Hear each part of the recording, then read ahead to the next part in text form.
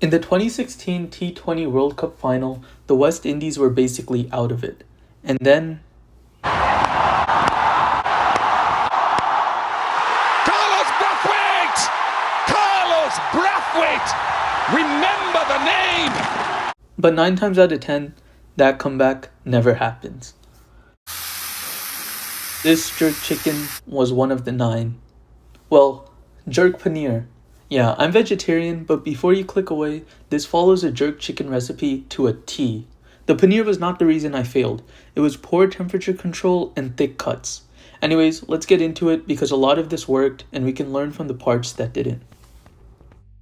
We're going to start by cutting onions, garlic, and Thai green chilies.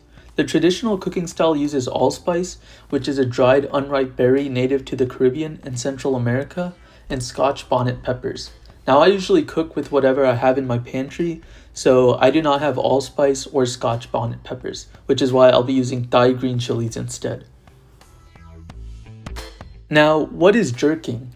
Some believe that jerking meant poking holes into the meat to allow the marinade to penetrate deeper, but that idea doesn't really hold up. The word jerk actually has an interesting origin. It comes from the word charqui, a Peruvian term for dried strips of meat, the same root as the word jerky. Jamaica was settled by the Arawak people over 2,500 years ago. They would smoke and dry meat in the sun so they could take it on journeys and eat it as is or rehydrate it in boiling water. And now we're going to work on our marinade. Add brown sugar, cinnamon, nutmeg, red chili powder, salt, black pepper, rosemary, cloves, a little bit of water, some vinegar, and lime. And then mix it all together. Also, you're going to want to add your allspice here. I don't have it, but a traditional jerk recipe uses allspice and I highly recommend that you add it.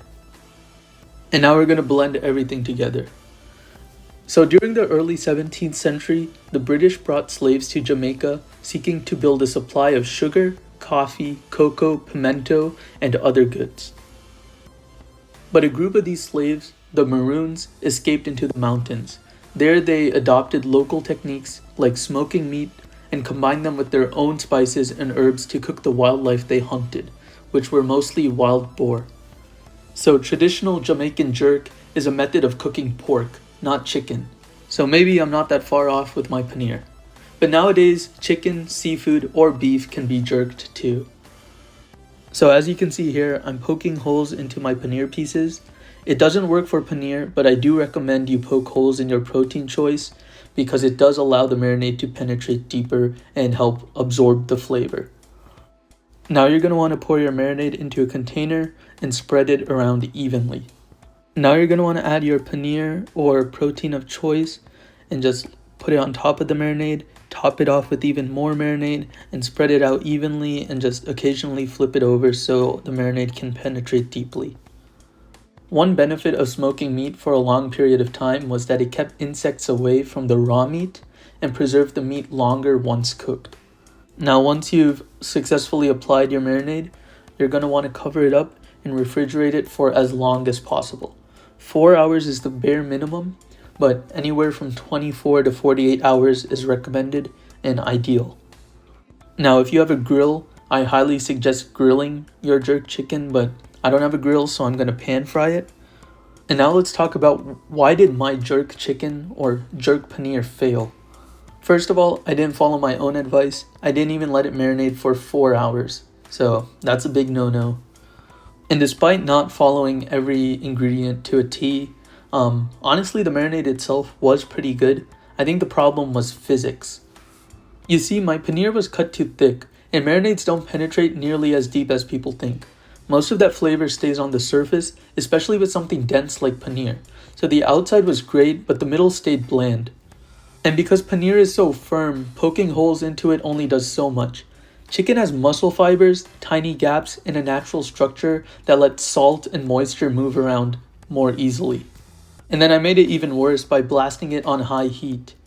The sugars, spices, and aromatics in the marinade start burning before the center had time to heat through. So I ended up with a nice crust in some places and a mess in others, and the pan was extremely hard to clean up afterwards. But you're still going to want to be extremely generous when applying your marinade. As you can see, I'm putting it throughout the cooking process. Another thing is that chicken can render, tighten, and stay juicy if cooked properly. Paneer doesn't have the same collagen or fat, so once the surface cooks, it doesn't really improve. So to sum things up, the problem wasn't necessarily the flavor, it was the inability to adapt the recipe according to my core ingredient, which in this case was paneer. And this was my first piece. The following pieces were an absolute disaster. I plated it on top of some coconut rice and sprinkled some lime juice over it.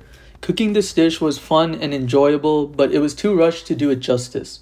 I do want to tackle it again someday and give Jamaican food the attention it deserves.